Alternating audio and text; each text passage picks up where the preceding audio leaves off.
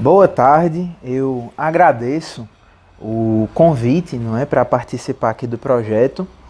A ideia, assim, na minha opinião, formidável da realização de um congresso em que qualquer interessado pode participar do conforto de sua casa, não é? E assim não tem todas aquelas dificuldades que geralmente acontecem de horário, de lugar, de ser inconveniente para muitas pessoas ou então de ser em uma cidade muito central e que pessoas de outras regiões, geralmente a nossa aqui do Nordeste, não tem exatamente a condição de atender. Eu inicio destacando que ao longo desta minha fala eu farei referência ao termo conservadorismo exclusivamente em sua dimensão política. Em momento nenhum eu entrarei em discussão sobre conservadorismo em matéria religiosa, sobre tradicionalismo ou qualquer outra questão. Não é reforma da reforma litúrgica ou qualquer assunto próximo. Não é o meu tema, eu realmente não vou me envolver nesse campo minado.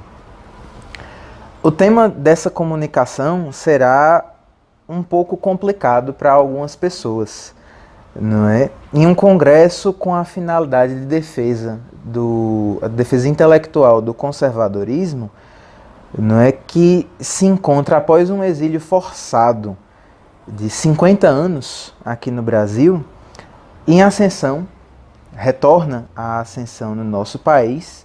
O meu objetivo é de apresentar limitações inerentes ao conservadorismo político, quando não fundado na busca consciente e voluntária, deliberada, da verdade. Isto é, quando fundado exclusivamente na defesa de tradições e de hábitos sem maior compromisso com a universalidade do que essas tradições representam, não é, com a perenidade do que se pretende defender. Eu também não pretendo tratar do conservadorismo brasileiro como ele já existiu, por exemplo, na época do Império, quando havia defensores intelectuais do conservadorismo, como o Visconde de Cairu ou Bernardo Pereira de Vasconcelos. Por uma questão muito simples. Não existe continuidade entre o que eles defenderam naquela ocasião e hoje. Não apenas a instauração da República, que muitos ouvintes dirão que foi um golpe, outros dirão que não, também não me cabe essa discussão aqui, mas simplesmente deixou de haver a narrativa histórica entre o conservadorismo existente no Império e o momento atual do conservadorismo brasileiro, não é? Não existe mais essa narrativa histórica unificada, não existe mais uma relação de geração por geração, passando os mesmos valores e as mesmas referências básicas, né? Então, todo o trabalho que se faz para o conservadorismo existente na época do Império é um trabalho de reconquista, de reconexão. Nós estamos precisando recolocar esses livros em circulação, esses autores em circulação, para então nós podermos reiniciar todo o diálogo com eles, uma vez que eles simplesmente desapareceram do horizonte de consciência coletivo da sociedade brasileira. Então, eu selecionei para a minha comunicação dois pensadores, fazer o diálogo, não a contraposição ou oposição entre eles. O principal, não apenas por ser o mais famoso, mas de verdade, por ser o mais qualificado, reconhecido, não é? E justa e universalmente reverenciado, filósofo do conservadorismo, que é Sir Roger Scruton, não é? Para análise do que é a sua proposta conservadora, inclusive, desde logo já reafirmo, muito humilde, muito reconhecidamente limitada a um panorama a respeito do qual nós vamos falar, não é? E nós, como nós brasileiros, podemos aprender com cautelas a utilizá-la. Não se trata de uma absorção acrítica ou ainda de uma absorção passiva do que ele tem a nos ensinar, né? Em Como Ser um Conservador, que é um livro já traduzido, eu vou citar aqui na tradução, ele é extremamente claro ao expor a quem ele se dirige com aquele livro. A gente vai retornar em alguns momentos a essa constatação. Eu peço licença para ler. Pressuponho um público leitor para o qual a justiça do common law, a democracia parlamentar, a caridade privada, o espírito público e os pequenos pelotões de voluntários definem a postura padrão da sociedade civil e que ainda não se acostumou completamente à autoridade de cima para baixo do moderno estado de bem-estar, menos ainda às burocracias transnacionais que se empenham para engoli-lo. Então, a gente pode observar que é o próprio Sir Roger que afirma que não fala diretamente para nós, brasileiros. Então, nós precisamos ter extrema cautela com a aplicação prática de suas propostas e de suas análises para a nossa realidade. Como não é novidade, seu nome foi introduzido na cultura brasileira pelo professor Olavo de Carvalho, a quem, por antonomasia, eu sempre chamo de o professor, e ao longo dessa palestra eu também vou me referir apenas como o professor. A história específica, não é, sobre a introdução do nome de Sir Roger na cultura brasileira, o professor conta no artigo Até que Enfim, que tanto está disponível na internet como no volume 7 da coleção Cartas de um Terráqueo ao Planeta Brasil, não é, que é o volume intitulado Breve Retrato do Brasil. É uma história bastante interessante, porque a primeira citação de Sir Roger aconteceu em 1994, no livro A Nova Era e a Revolução Cultural. E a primeira circunstância em que os jornalistas, em que a cultura midiática veio prestar atenção nele foi em 2011, quando a revista Veja fez uma entrevista com, à época ainda não tinha o título, né, com o Roger Scruton, a respeito de umas rebeliões que aconteceram em Londres, que não era gente pobre, não era gente marginalizada, muito pelo contrário, era uma revolta de pessoas, de jovenzinhos de classe média, muito bem mantidos pelo estado de bem-estar social e que estavam apenas em mais uma etapa de uma revolta nihilista. Revolta nihilista que culminou posteriormente com a eleição de um prefeito muçulmano, de um prefeito maometano para a cidade de Londres, Sadiq Khan, que hoje é a capital europeia, salvo o melhor juízo, com o maior índice de estupros, de atentados a ácido, não é, e de assédios contra mulheres. Algo que certamente deve ser uma coincidência com a nova administração. Mas enfim, o outro lado, o professor, a sua escolha não se deve por ser guru do governo Bolsonaro, o que ele manifestamente não é, uma vez que o professor já explicou em várias ocasiões que ele se comunicou pessoalmente com o Bolsonaro em apenas 3 ocasiões. As 3, inclusive, não foram pessoalmente. E umas outras poucas ocasiões com os filhos de Bolsonaro, inclusive não foi com todos, foi com apenas 2, o Eduardo e o Flávio. Então, assim, é absolutamente impossível você ser guru intelectual de alguém sem que haja uma relação de proximidade, que perceptivelmente Bolsonaro não tem com o professor. Ele tem indiscutivelmente uma admiração e um respeito, não é?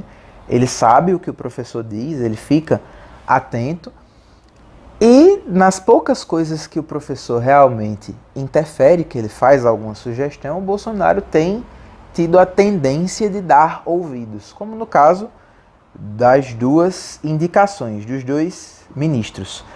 Não é? Mas a razão principal, óbvia, que deveria ser óbvia, de escolha do professor é porque ele tem um trabalho de envergadura filosófica que nos eleva, como brasileiros, do nível das picuinhas locais, a respeito das quais a gente vai comentar um pouco, à conversação universal, ao diálogo permanente, por exemplo, com Aristóteles, livro Aristóteles em Nova Perspectiva, onde o professor desenvolve a teoria dos 4 discursos.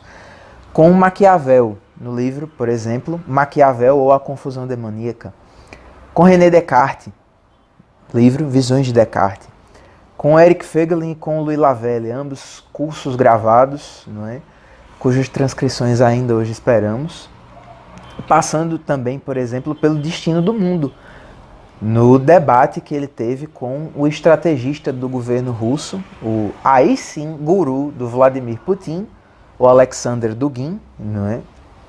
Debate transcrito e traduzido no livro Os Estados Unidos e a Nova Ordem Mundial, não é? Então, o trabalho do professor Olavo precisa ser interpretado precisamente na seara filosófica pelo que ele construiu, pelo que ele vem desenvolvendo e nas reflexões políticas pelo grau de acerto. Em economia, se o sujeito faz uma previsão manifestamente errada, ele é demitido. O Paul Krugman, um economista esquerdista americano, foi se envolver em um debate e ele foi humilhado. O resultado, ele foi demitido, perdeu todas as funções dele, não é? Veio reaparecer muito posteriormente. Na ciência política isso não é assim. Os jornalistas fazem análises absurdas. Pessoas que no dia anterior ao primeiro turno ficavam dizendo, por exemplo, que Bolsonaro ia ter 30%, ficando todas escandalizadas com o fato de que por muitíssimo pouco, justa ou injustamente, ele não ganhou no primeiro turno. Enquanto, em uma análise política séria, a discussão estava sendo, uma parte dela apareceu no Facebook, em outras redes sociais, outra não. A discussão séria era, dará para ganhar no primeiro turno ou não? Apenas esse desnível entre o que sai na imprensa e o trabalho objetivo das pessoas que precisa ser ressaltado desde já. O diálogo, então, vai ser entre eles dois. Apenas um outro comentário, porque é o mais recente, não é qualquer engraçadinho que tenta, por exemplo, escolher uma aula a esmo do professor, na qual ele mesmo afirma que determinada matéria precisa ser profundamente estudada, algo que ele não estava em condições de fazer no momento, e que o faria se pudesse, demonstra a má-fé das pessoas. Isso aconteceu recentemente, em que um advogado do esquerdismo local pinçou uma aula em que o professor fez comentários manifestamente iniciais sobre um autor americano, o Ronald Dworkin. E então diz que tudo ali estava manifestamente errado. As razões que ele dá para isso daí são de uma superficialidade atroz. Primeiro, no próprio artigo, esse advogado esquerdista reconhece que determinado comentário era heterodoxo, mas que a maioria não concordava com aquilo. Veja bem, se você tem uma discussão em que tem uma maioria e uma minoria, você não pode dizer que algo é manifestamente errado. Você pode dizer que existe uma discussão e essa opinião é minoritária, ela não tem apoio, ela é discutível, não é? A discussão especializada não concorda com aquilo. Há várias razões que podem ser justamente elencadas contra as afirmações que o professor fez na aula. Entretanto, você dizer que uma opinião dita heterodoxa é manifestamente errada, vai aí a distinção entre a boa-fé e a má-fé. Então, adotando aqui um critério muito mais restrito que o professor adota ordinariamente, não é, uma vez que ele ainda aceita palestras e aulas, vamos nos restringir a opiniões que foram efetivamente redigidas, efetivamente publicadas, deliberadamente selecionadas e veiculadas da forma que o autor, tanto Sir Roger quanto o professor, pretenderam. Para a gente começar a reflexão, eu vou comparar dois trechos. Um de Sir Roger, um do professor. O de Sir Roger vai se encontrar no livro A Political Philosophy. Esse livro já foi traduzido, salvo engano, pela Realizações. Mas como eu não li na tradução, eu vou fazer uma tradução aqui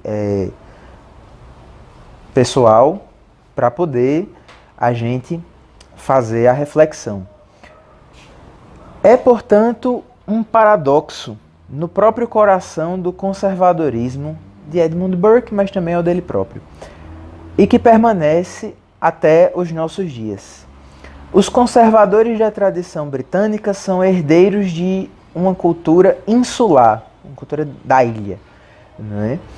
Em que o costume prevalece sobre a razão como último recurso. O processo político é governado por uma constituição não escrita, cujos princípios são eles mesmos matéria costumeira, em vez de regras explícitas. Quando interrogados pela justiça ou razoabilidade de qualquer elemento particular de sua herança, seja o common law, seja a monarquia, seja a natureza e os trabalhos do parlamento, a Igreja Anglicana e suas tiradas não conformistas, eles tendem a dar de ombros, assegurando que as coisas são assim porque elas sempre foram assim. Ou então eles se refugiam na ironia e na autozombaria, confessando a absurdidade de um sistema cujo mérito principal é que ninguém sabe por que existe. Portanto, ninguém sabe por que não deveria existir. Esse é o trecho de Sir Roger. Vamos ver o trecho do professor.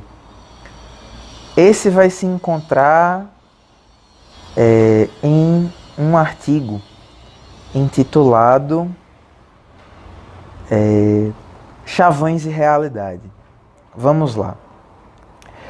A lição do Eutífron de Platão, segundo a qual aqueles que estão do lado certo só por tradição e hábito, sem revigorar suas crenças pela busca ativa da verdade, se tornam presas fáceis e colaboradores inconscientes do mal. Aqui a gente precisa realmente parar para refletir, porque a posição descrita por Sir Roger vai ser por ele mesmo problematizada ao longo, não é, do livro. Parágrafos em seguida ele vai questionar essa situação, porém a descrição permanece. A descrição de que o conservadorismo britânico, o conservadorismo que Sir Roger defende, embora obviamente vá elaborá-lo intelectualmente, vá dar razões, tem essa dificuldade intrínseca em seu próprio centro, em seu próprio coração, que é a problemática do costume de que as coisas são assim porque elas sempre foram assim, e na ausência de razões maiores, como elas sempre foram assim, não existem outras razões para elas não serem assim. E a posição que o professor mostra, de que você não pode ser, em última análise, bom por costume. Você tem que ser intencionalmente bom. Você tem que deliberadamente buscar o porquê de estar sendo bom e de expor isso. Mais recentemente, em uma aula, ele expôs que na realidade é absolutamente essencial que nós tragamos isso à superfície, que tudo o que se move debaixo dos pressupostos com que nós trabalhamos de obviedades precisa vir à tona. Tanto que nas matérias de valores, nós conservadores estamos sempre em uma situação de defesa. Nós estamos em uma situação de defesa com relação à família, porque surgem diversos ataques, não é? Quer seja pela defesa de formas alternativas de família, quer seja pela sua dissolução absoluta, por ela ser um instrumento de opressão. E aí nós nos vemos em uma situação bastante complexa, uma vez de que nós damos a família composta por um homem e uma mulher, não é?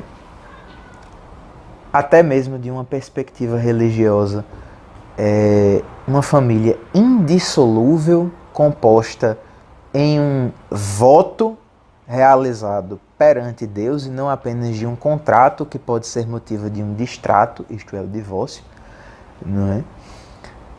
Nós nos vemos em uma situação em que nós não temos propriamente argumentos para defender isso.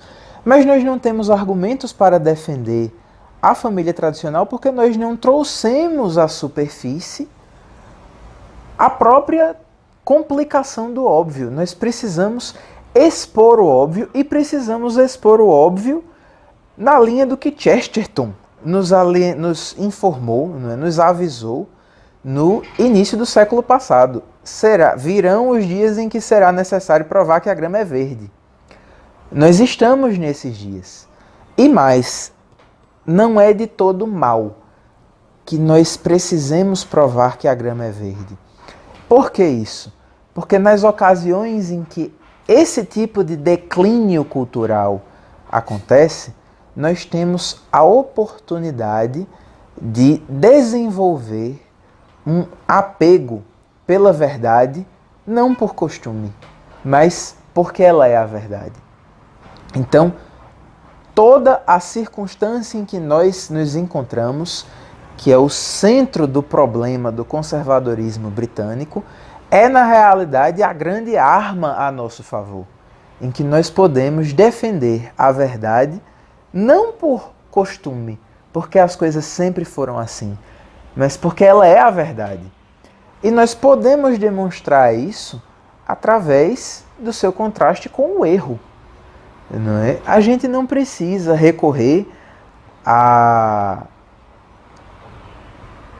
formulação verbal do Levi Fidelix, não é? Aparelho escritor não reproduz. Mas a gente pode trazer à tona o seguinte: a partícula inicial da sociedade, não é? A única sociedade propriamente natural, no dizer de Jean-Jacques Rousseau, que de conservador não tinha nada, era a família. Todos os elementos sociais diversos são baseados, como Sir Roger Scruton particularmente gosta de defender, através do afeto, através da construção voluntária da junção de pessoas, não é? Com ou não uma finalidade própria. Essa construção voluntária pode ser de natureza política, como é o Estado, a sociedade politicamente organizada em um território.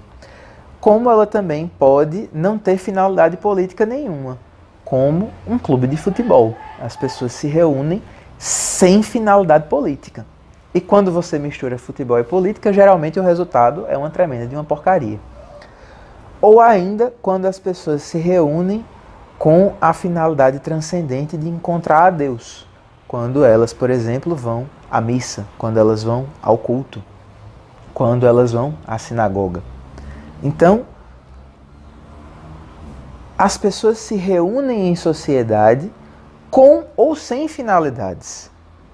Sir Roger vai defender, inclusive, em O que é Conservadorismo, que a característica específica, diferencial da amizade entre duas pessoas é precisamente a ausência de uma finalidade. Porque no momento em que você tem uma finalidade num relacionamento com outra pessoa, você então está usando essa outra pessoa para algum motivo, legítimo ou não. Você tem um relacionamento finalístico com seus empregados em uma empresa. Você contrata a força de trabalho deles, a inteligência deles, a disponibilidade deles para uma finalidade específica, que é prestar serviços, que é auxiliar na administração específica da sua empresa, não é, que é varrer, limpar banheiros, atividades mais humildes, mas nem por isso menos dignas, ou ainda de administrar pessoas em recursos humanos, né? Ensinar crianças em uma escola, assim por diante. Mas aí existe uma marca específica de um relacionamento finalístico, que por sua vez encontra um relacionamento finalístico na volta. A pessoa cede as habilidades dela, cede o tempo, a disponibilidade, em troca de valores, em troca de um emprego mantido ou por tempo indeterminado ou por tempo determinado. Então, existem relacionamentos finalísticos que podem, à medida que o tempo passa, se converter ou não em amizade.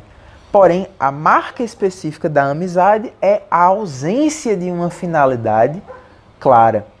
É óbvio que a gente pode falar em termos religiosos que amizade é você querer levar aquela pessoa para o céu.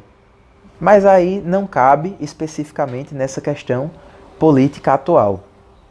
Politicamente, então, no dizer de Sir Roger Scruton, amizade é a ausência de uma finalidade na relação entre pessoas.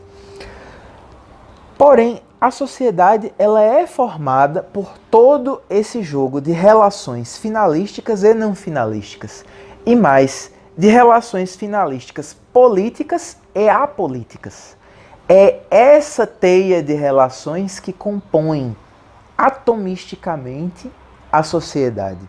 A sociedade ela é naturalmente composta de famílias, uma vez que basta de fato um relacionamento natural entre um homem e uma mulher para a produção de novas pessoas e para a continuidade da sociedade. Os relacionamentos afinalísticos, não é? Como esses que eu citei, que existem contrapondo-se àqueles de finalidade propriamente política. Então, dentro desse conjunto social, vão surgir hábitos, costumes, que vão ser mantidos ou não. Então, aí a gente precisa observar se esses hábitos ou costumes devem ser mantidos ou não. Uma vez que a constituição da sociedade não depende, simplesmente não depende de determinados hábitos ou costumes. Aqui então a gente tem mais uma distinção entre aqueles que são fundantes e aqueles que simplesmente aconteceram. É óbvio, o próprio Sir Roger disse isso, que na perspectiva dele existem hábitos e costumes específicos que ele quer especificamente manter ou não, que são o common law, a democracia parlamentar, a caridade privada, o espírito público e os pequenos pelotões de voluntários. Muito bem.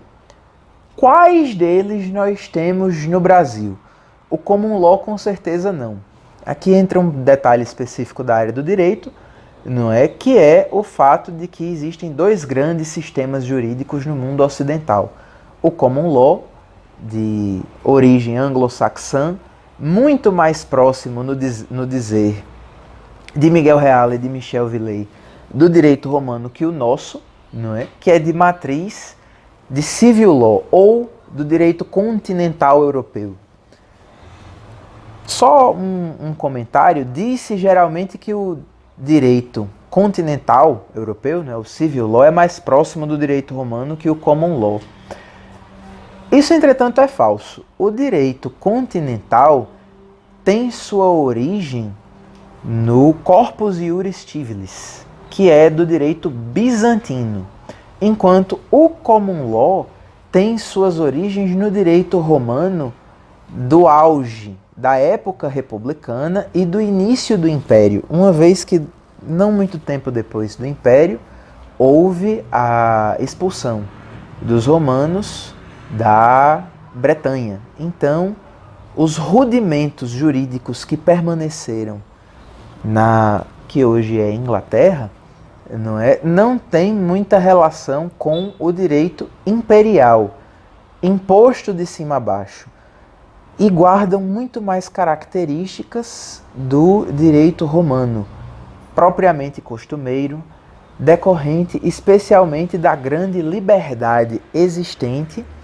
dos pretores e dos outros cargos, dos magistrados. Então, nós temos esses dois sistemas, o Common Law e o Civil Law. O Brasil está no Civil Law, então a manutenção do Common Law para nós já não nos serve. A democracia parlamentar. Nós temos uma democracia, mais ou menos funcionando. Entretanto, não temos um regime parlamentar no sentido britânico. Nosso regime parlamentar é presidencialista, não é, com eleições teoricamente isentas, periódicas, não é, de 2 em 2 anos. Ano passado tivemos as eleições gerais, ano que vem nós teremos eleições municipais. Mas que se distingue do caráter propriamente parlamentar de origem anglo-saxã, uma vez que o governo local na democracia parlamentar britânica é muito forte. Para dar um exemplo dos Estados Unidos, por exemplo, no estado da Virgínia, se você quiser aumentar impostos, você precisa submeter a proposta a um referendo.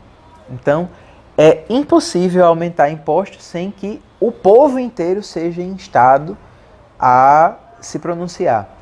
Algo que para nós é inteiramente inimaginável. Então, nós temos uma democracia, mas não exatamente da forma como concretizada no Reino Unido e nos Estados Unidos. Também nesse ponto, então, nós precisamos ter reservas. A caridade privada. Aqui nós temos um elemento fundante, um elemento que independe de costumes específicos, que independe de uma tradição histórica para que surja. Essa característica depende exclusivamente de nós.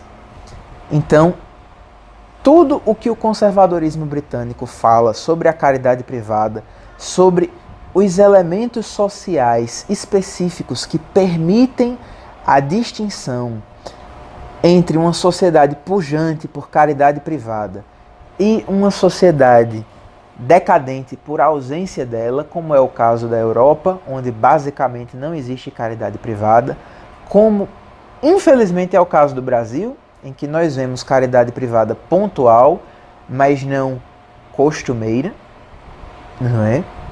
Nem mesmo costumeira, que é uma coisa, se formos realmente pensar bem, é uma coisa deprimente. Porque o conservadorismo britânico, na pior das hipóteses, ainda se baseia no fazer o bem por costume. Enquanto nós sequer temos o bem por costume.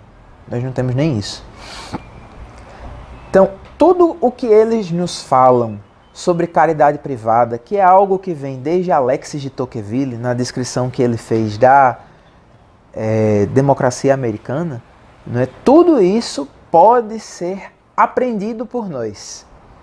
Não pode ser trazido como descrição, mas pode ser trazido como prescrição, como algo que nós temos que fazer.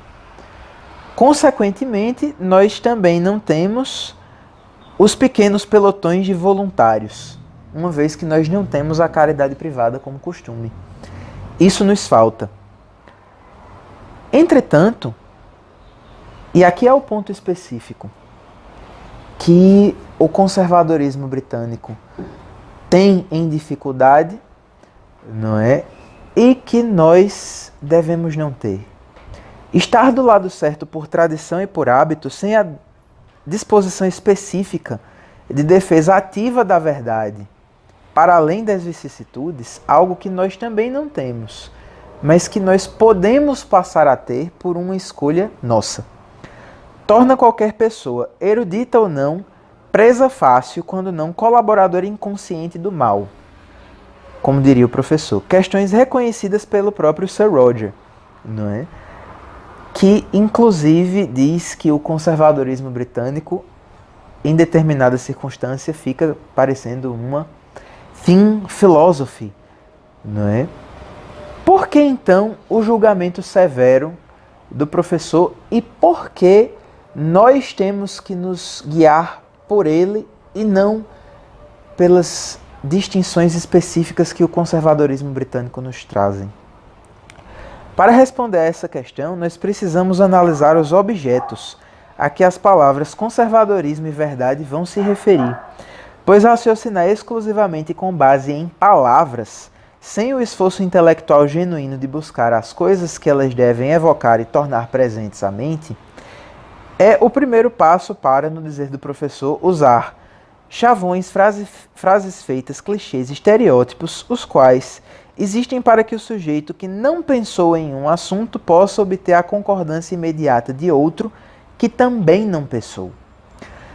Para o conservadorismo que Roger Scruton defende, a submissão da política a objetos determinantes, por mais que pareçam bons em si mesmos, é irracional, já que destrói a própria relação da qual o governo depende. É a marca da relação racional que os propósitos não sejam todos predeterminados, que há alguns fins, talvez os mais importantes devam ser descobertos, não impostos. Esse é o nosso problema específico com Sir Roger, porque páginas após, na conclusão desse mesmo capítulo, o autor inglês vai afirmar textualmente que a grande vantagem intelectual do socialismo é óbvia, em decorrência de sua habilidade para associar-se a ideais que todos podem reconhecer, conseguindo assim escapar da responsabilidade pelo custo de milhões de vidas e do extermínio de culturas inteiras. Muito bem, a vantagem intelectual do socialismo pode parecer óbvia de uma perspectiva que rejeita a análise da verdade enquanto tal, consequentemente, da defesa do patrimônio cultural construído, não porque nós o construímos e a alternativa a eles nos parece ser muito frágil ou, como nunca testada, a gente não sabe onde ela vai dar, que é justamente a resposta que o conservadorismo britânico nos fornece, pelo que a gente acabou de observar. Mas porque cada elemento constitutivo do nosso patrimônio cultural é bom em si mesmo, não porque ele seja imposto na distinção que Sir Roger fez. E aqui é importante retornar a ela, não é? Devem ser descobertos, não impostos. Mas quem disse que a distinção é apenas entre essas duas características? Por que não se pode descobrir a opção verdadeira, a opção correta, politicamente falando, sem que elas precisem ser impostas posteriormente?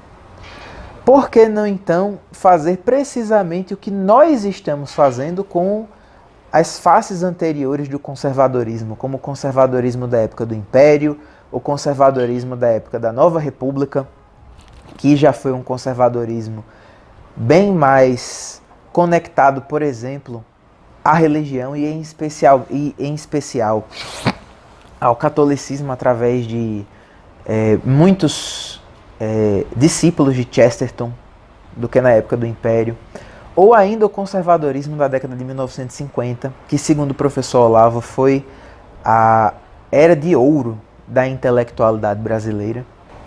Essa distinção, como proposta pelo conservadorismo britânico, nos parece, na realidade, bastante artificial, porque ela está bastante incompleta. O fato de que nós esquecemos as razões para a defesa de tal ou qual questão não são motivo para a interpretação delas como imposição. É óbvio que é sempre possível, em determinado momento, o recurso à imposição. Não é como a gente pode observar nos Estados Unidos, antes de a Suprema Corte Americana ter imposto a constitucionalidade da união civil homossexual no leading case, Obergefell v. Hodges. Antes disso, vários estados haviam permitido e vários outros haviam proibido, a união civil homossexual. Um desses casos, o que mais trouxe confusão foi a Califórnia. A Califórnia, que é um estado ultra-esquerdista, chegou a proibir a união homossexual através da Proposition 8, uma proposta de emenda à Constituição Estadual da Califórnia, que foi aprovada em um referendo por uma maioria restrita. Como é que esse tipo de coisa acontece? Isso aconteceu nos Estados Unidos porque o recurso utilizado não foi atacar intelectualmente a discussão, mas atacá-la politicamente. É precisamente esse o problema que nós enfrentamos atualmente. É de como estamos em uma situação de ataque político, nós precisamos simultaneamente fazer duas coisas. Primeiro, uma defesa política e um contra-ataque intelectual. É absolutamente insuficiente fazer uma defesa política sem o contra-ataque intelectual, que é, no dizer do professor, a situação do Escola Sem Partido. Porque faltam todos os elementos, falta na realidade você ter documentos escritos que compilem o esquerdismo patológico que existe nas universidades e nas escolas. Qualquer pessoa que queira ver, vai conseguir ver. Entretanto, isso não foi reduzido a um documento. Ao contrário do que aconteceu com o problema do desarmamentismo. Hoje, ninguém em sã consciência é mais desarmamentista. Porque todo mundo já associou duas coisas. Primeira, a mais óbvia, desarmamentismo com criminalidade. Todo mundo sabe que você retirar as armas das pessoas de bem vai assegurar que somente os criminosos tenham armas. Em uma perspectiva jurídica, não é? Os tipos penais que foram previstos no Estatuto do Desarmamento existem exclusivamente contra as pessoas de bem. Porque se um assaltante chega à sua casa armado, ele não vai ser processado pelo crime de porte ilegal de arma. Ele vai ser processado por roubo, furto, tentativa de homicídio, qualquer coisa que seja. Uma vez que o tipo penal porte ilegal de arma vai ser absorvido como crime meio do crime fim, que era o furto, o roubo, a tentativa de homicídio, o que quer que fosse. Então, os tipos penais do Estatuto do Desarmamento existem exclusivamente contra nós, não contra os criminosos. E a segunda questão, essa sim muito mais grave, que é a perspectiva que os americanos têm. E aí sim nós podemos aprender de forma direta, sem maiores mediações. Os Estados Unidos têm a segunda emenda à Constituição, que assegura que qualquer pessoa pode portar armas, né? Keep and bear arms. Mas por que isso? Não por conta de criminosos, mas porque o povo precisa ter armas contra os poderes políticos. Não apenas armas institucionais, armas jurídicas, mas, se for necessário, armas físicas para matar os tiranos. Não é? É precisamente isso que está inscrito na segunda emenda dos Estados Unidos e que nós devemos aprender. Nós devemos ter armas não apenas para nos defender de criminosos comuns, mas para nos defender de tiranos. Essa discussão já foi colocada em circulação.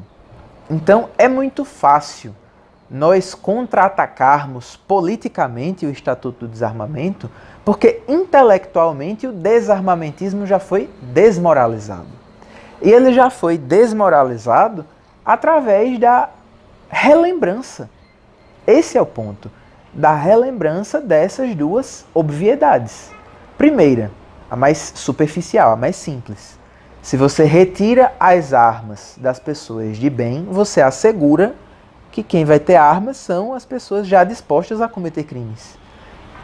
Para quem o crime de porte ilegal de arma é apenas mais um. E que pelo nosso sistema penal, como é crime de meio, a pessoa não vai ser responsabilizada por isso. Agradeçamos ao garantismo penal, que é uma das coisas que está sem resposta até hoje. Não é? É uma das faces do esquerdismo. Não vou dizer do socialismo, porque seria atécnico, não é? Seria uma atecnia, mas que foi desenvolvida por intelectuais de esquerda para finalidades de esquerda, não é? Em uma perspectiva mais ampla. Então, a defesa política precisa estar baseada no contra-ataque intelectual. E é esse contra-ataque intelectual a oportunidade que nós temos, segundo o professor, que é o problema do conservadorismo britânico, de reexpor obviedades, de provar que a grama é verde, não é? Vejamos um problema específico em que Sir Roger se meteu recentemente, apenas para mostrar como essa questão dos costumes e hábitos não defendidos pela verdade, pela reexposição do porquê especificamente de eles serem bons, de eles serem mantidos porque eles são bons, à tona. Não é? Ele publicou recentemente um artigo, What Trump Doesn't Get About Conservatism, o que a gente, numa tradução rápida, né, o que Trump não entende sobre conservadorismo, publicado no The New York Times, o equivalente americano da Folha de São Paulo. Sir Roger reconhece que Donald Trump, mais uma vez em uma tradução livre, entendeu que a ordem jurídica dos Estados Unidos é baseada em costumes e que a Constituição foi construída para protegê-los. Nisso, o senhor Trump mostrou que ele pertence à tradição mais ampla do conservadorismo, sempre buscando uma Constituição que aplica a Constituição ao invés de constantemente reescrevê-la, independentemente da legislatura eleita, do Congresso. Contudo, o protecionismo econômico de Donald Trump estaria em desacordo com o conservadorismo político, mais aproximado, em sua visão, das políticas dos governos socialistas do pós-guerra da Europa. Na questão econômica, há a tensão que opõe conservadores e libertários entre os valores de mercado, não é, que ele chama de market values, como os únicos que haveria na sociedade, pois a preocupação conservadora reside na educação, na cultura, na religião, no casamento e na família. Não é? Eu me coloco fora da questão do protecionismo econômico, particularmente também não me atrai bastante, entretanto, pelo menos a curto prazo isso tem dado certo nos Estados Unidos, então o nosso julgamento não precisa ser tão severo. Agora, o ponto problemático se encontra no parágrafo final do artigo, em que Sir Roger diz: Donald Trump é produto do declínio cultural que rapidamente afeta a nossa herança filosófica e artística ao esquecimento.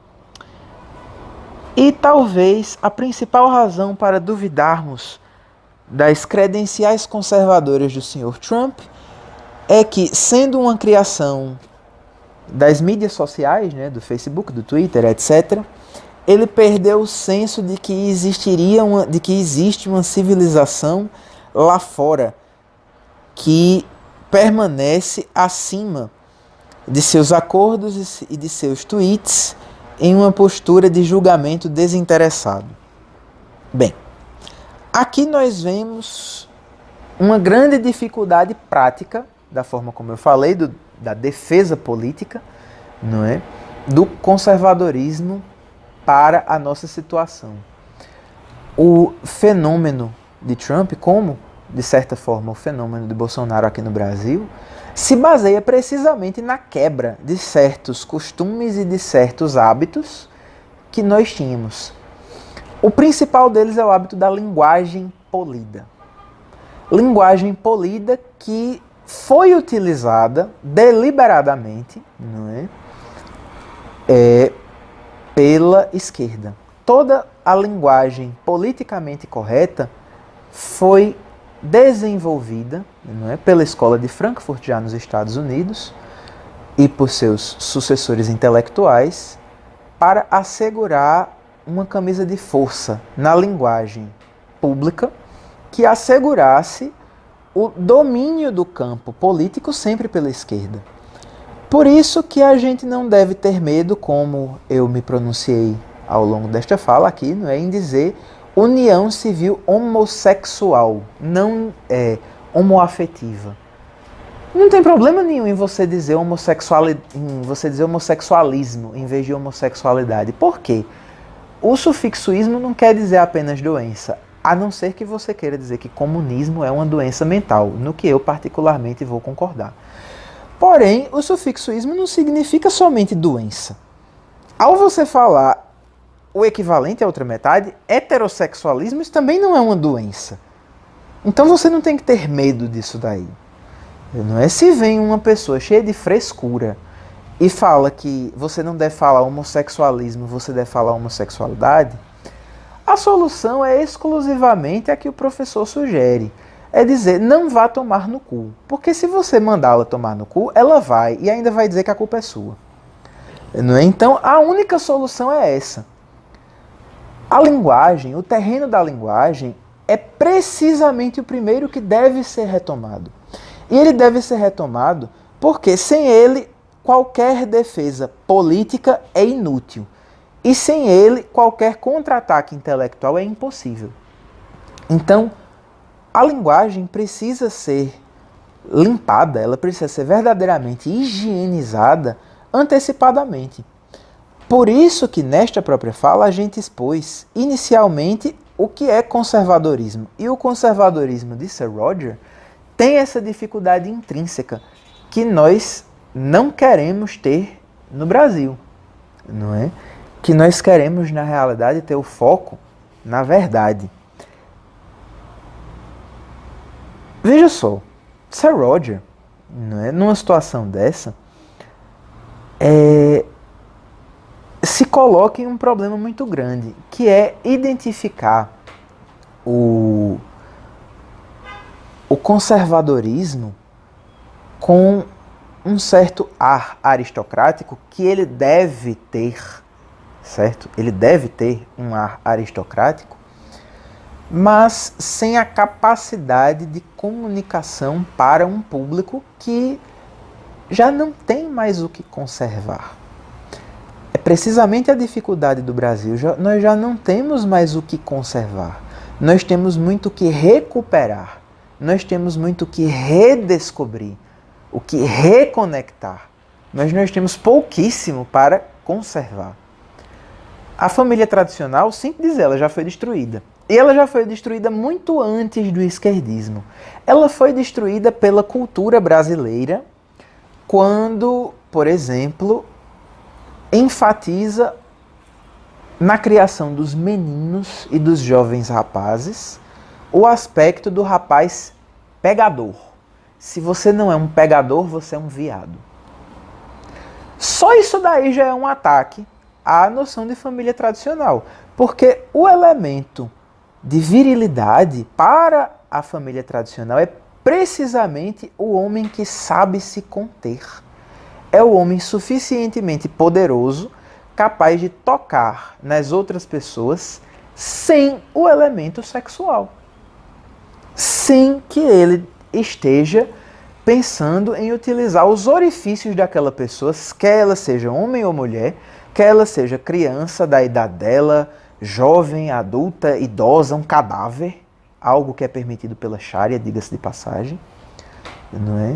O Egito, inclusive, legalizou o sexo de despedida nas 12 horas finais do cadáver feminino pelo homem. Então, o conservadorismo moral já estava extinto na família tradicional brasileira pela própria cultura brasileira.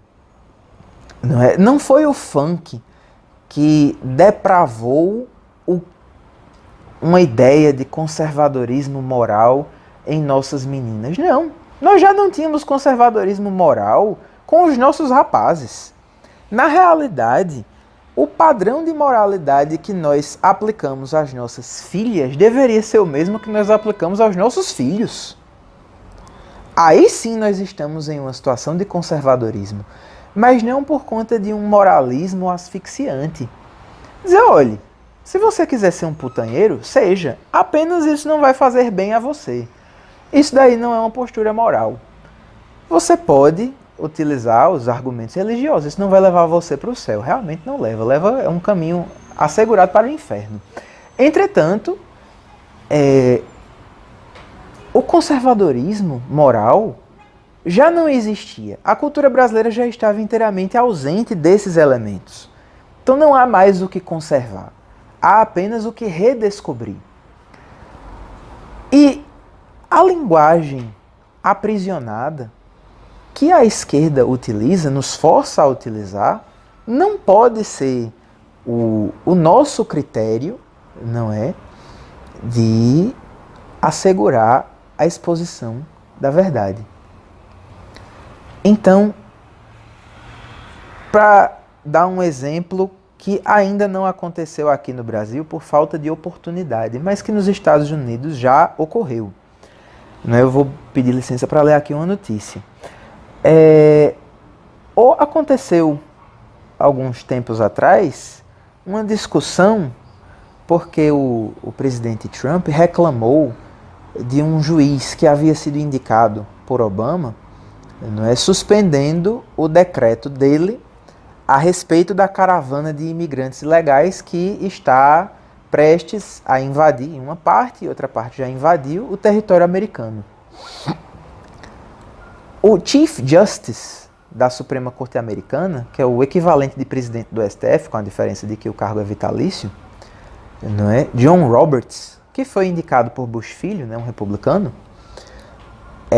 criticou Donald Trump e fez uma defesa dizendo que não existem juízes de Trump, juízes de Obama, juízes de Bush ou juízes de Clinton. Existiriam apenas juízes dos Estados Unidos.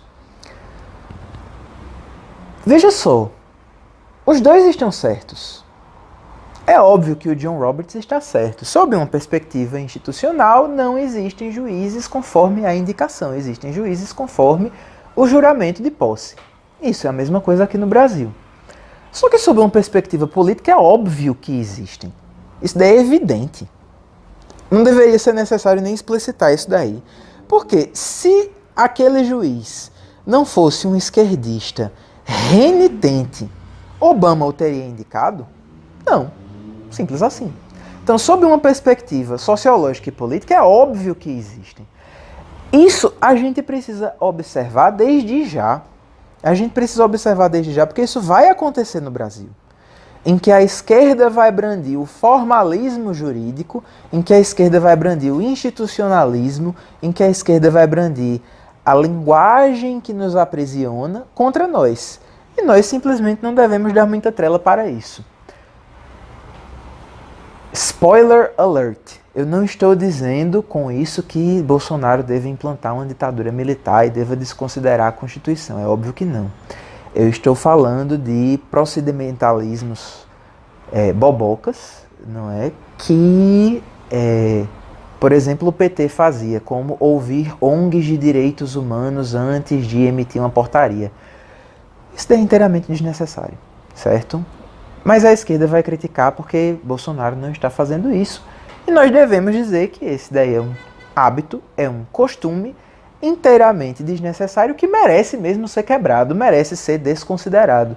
E nós devemos criar novos costumes, não é? De ouvir, por exemplo, representantes de igrejas, de ouvir, por exemplo, representantes do movimento armamentista, de ouvir, por exemplo, a própria Escola Sem Partido, que, embora suas táticas possam ser questionáveis pontualmente, o seu desejo está corretíssimo e indiscutivelmente tem muita gente preparada lá, não é? Em uma situação desse tipo, é óbvio que a gente tem que ficar do lado de quem está, por assim dizer, quebrando as normas. É óbvio que Bolsonaro vai fazer isso, como Donald Trump está fazendo, e é bom que ele o faça. Porque quebrar esse tipo de costume, no final das contas, é ser a favor do conservadorismo, precisamente porque serve ao que aí sim nós queremos conservar. E aqui eu chego à sugestão do professor, não é? Aqui o professor nos diz, em O Futuro do Pensamento Brasileiro, nossa autodefinição não quer dizer que nossa autodefinição nacional não seja importante, mas ela é para nós. não para o resto da humanidade. Ela só poderia inspirar uma cultura de envergadura maior se, em vez de erigir-se como valor supremo, consentisse em ser o veículo local e acidental para a transmissão de valores superiores de índole autenticamente universal, como se deu, por exemplo, na independência norte-americana. E fica uma moda, só um comentário de passagem, uma moda de que os Founding Fathers eram simplesmente iluministas. Eles eram muito influenciados pelo iluminismo, sem dúvida nenhuma. Não de matriz francesa, uma parte muito pequena era, mas de matriz britânica. Entretanto, eles eram muitíssimo influenciados pela origem clássica das ideias e dos autores. É precisamente isso que está na Constituição Americana, quando eles dizem lá no preâmbulo, to form a more perfect union. Esse more perfect é precisamente a ideia latina de perfeito, de perfazer, de construir. Uma vez que eles estavam saindo de um regime que tinha dado errado, que era o dos Articles of the Confederation. Mas enfim, é precisamente isso que nós precisamos ter. O conservadorismo que nós devemos defender não é o conservadorismo de costumes e de hábitos. Inclusive, muitos deles vão precisar ser quebrados e destruídos. É o conservadorismo dos valores eternos. É o conservadorismo de Platão e de Aristóteles, de Santo Agostinho e de Santo Tomás, de Dante, de Shakespeare e de Dostoiévski. É nessa linha que nós devemos entrar, não na outra. Os valores eternos que nós defendemos, eles são, e aí sim eu tomo inclusive como pressuposto, verdade no sentido que Santo Tomás dava. Veritas filia temporis. A verdade é filha do tempo. A gente vai observar que determinada coisa é ou não verdade precisamente pela sobrevivência, não em séculos no nosso país. Não essa coisa restrita, mas pegando emprestado uma expressão da igreja, não é? Aquilo que na realidade faz parte da linha de que é a crença de todos, em todos os lugares e em todos os tempos. Isso sim é o critério de medição da verdade. Quando nós aprendemos algo em Platão e em Aristóteles que permanece inteiramente válido até os nossos dias, é óbvio que nós estamos diante de uma verdade que sobreviveu ao quê? 2.500 anos. Então, é esse o nosso parâmetro. É a verdade no sentido dos valores eternos, não no sentido dos valores contingentes. Então, nós temos muito o que aprender com o conservadorismo de matriz britânica, temos, indiscutivelmente. Afinal, foi o conservadorismo britânico que conseguiu defender o Reino Unido por muitíssimo tempo das investidas da União Europeia. Foi o conservadorismo britânico que conseguiu forçar um referendo. Foi o conservadorismo britânico que conseguiu proteger um povo precisamente do que Sir Roger do que Sir Roger descreve, que é, por um lado, o conjunto de tentativas de um governo local, um governo nacional de estado de bem-estar monstruoso, pesado, opressor, no sentido de oprimir a atividade econômica, no sentido de dificultar relações naturais entre as diversas parcelas da sociedade, burocratizando tudo, como, por outro lado, as invectivas de uma tentativa de governo transnacional, tanto da perspectiva da ONU, que muita gente lá dentro quer ser um governo mundial, nunca vai conseguir, mas quer ser e trabalha por isso, quanto a face transnacional regional deles, da União Europeia, não é?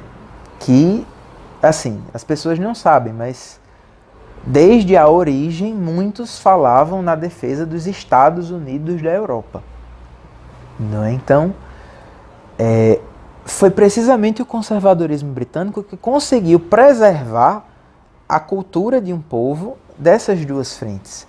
E a cultura de um povo que não está baseada exclusivamente nos valores que Sir Roger defende, não é? Como o common law, embora ele seja venerabilíssimo, uma vez que ele é de fato milenar, ou da democracia parlamentar, que é algo bastante recente. Mas, em especial, esse elemento da caridade voluntária social, isto é, de uma caridade que se encontra pulverizada em pequenos pelotões. Esse sim é o grande elemento que existe na cultura britânica, que a cultura britânica passou pela sua linha anglo-saxã por todas as suas colônias. A gente vê isso nos Estados Unidos, a gente vê isso na Austrália, a gente vê isso na Nova Zelândia, não é? E que nós podemos aprender. Entretanto, e aí já para concluir, a grande missão que nós temos é retornar, não conservar, mas retornar, reconectar o nosso presente, tanto em uma defesa política dos valores que eram defendidos por assim dizer, nosso founding father, não é? José Bonifácio, como por todos os grandes intelectuais que nós temos na nossa história. O próprio professor, no livro Futuro do Pensamento Brasileiro, menciona 4. Mário Ferreira dos Santos, Miguel Reale, Gilberto Freire e Otto Maria Carpo. Então, nós precisamos reconectar a cultura a todos esses intelectuais do nosso passado, a fim de que nós tenhamos um futuro. É precisamente isso o que é a definição de democracia para Chesterton. Não é? É a democracia não apenas dos vivos, mas dos mortos e dos não nascidos. Não simplesmente daqueles que meramente por acaso estão andando por aí. É precisamente isso o que precisa ser redescoberto. E por ser redescoberto, não é uma atitude de conservação, não é uma atitude de proteção de costumes e de hábitos, mas é uma ação, é um elemento ativo de defesa da verdade, não porque está na nossa história, porque inclusive está na nossa história como elemento de museu, está na nossa história exposto em paredes, exposto em estantes, em livros já muito empoeirados, mas que não tem reflexão prática, não tem repercussão na nossa vida. É essa a atitude específica que nós precisamos ter. O nosso conservadorismo, então, é muito mais voltado a como a nossa cultura local, o nosso Brasil, pode ser um valor incidental e instrumental na concretização de valores eternos, como assim inscritos na filosofia perene, e nos escritos de José Bonifácio, no desejo de Bonifácio de que o Brasil seja o grande país que pode dar ao mundo o exemplo de uma... Ele não falou, salvo o melhor juízo, a palavra democracia, mas nós podemos utilizá-la. De ser uma democracia interracial, em que não importa de onde você veio, não importa qual a cor da sua pele, importa exclusivamente a sua adesão deliberada, consciente e ativa aos valores eternos que incidentalmente, que pontualmente nós representamos ao máximo e à perfeição. É isso o que nós devemos almejar e é isso o que deve estar por trás tanto do nosso contra-ataque intelectual quanto da nossa defesa política do, aí sim, já renascido conservadorismo brasileiro. Mais uma vez eu quero agradecer a oportunidade dessa comunicação, dessa palestra. Eu peço, eventualmente, qualquer desculpas por qualquer erro, qualquer imprecisão que eu tenha cometido. Eu espero não ter cometido nenhuma, e se tiver cometido, não tenha cometido muitas. O pessoal da organização vai colocar à disposição o meu e-mail, a fim de que possam entrar em contato, não é, comigo. Eu não sou uma pessoa velha, existem muitas outras pessoas palestrando com bem mais idade, bem mais experiência do que eu. Entretanto, fica apenas uma última questão final, que é importantíssima, e é um conselho do professor. A gente só deve efetivamente vir a público na necessidade e na certeza.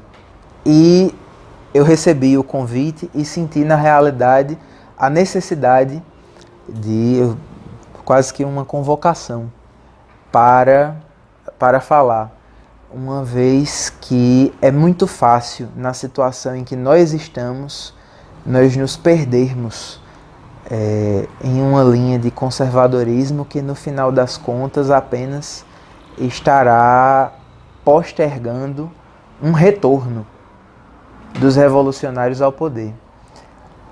Entretanto, essa adesão deliberada e voluntária à defesa dos valores eternos, da concretização deles na nossa cultura, da exposição contínua da verdade, por mais óbvia que ela seja, quando nós agimos desta forma, ainda que momentaneamente nós estejamos derrotados, não é? Como o professor sempre lembra, nós venceremos inevitavelmente. E ele sempre cita o caso do Alexander Solzhenitsyn, não é? Que foi perseguido pelos soviéticos e que ao final o grande vitorioso foi precisamente ele. Não existe ditadura comunista, não existe totalitarismo revolucionário tão poderoso que consiga suportar o peso da verdade.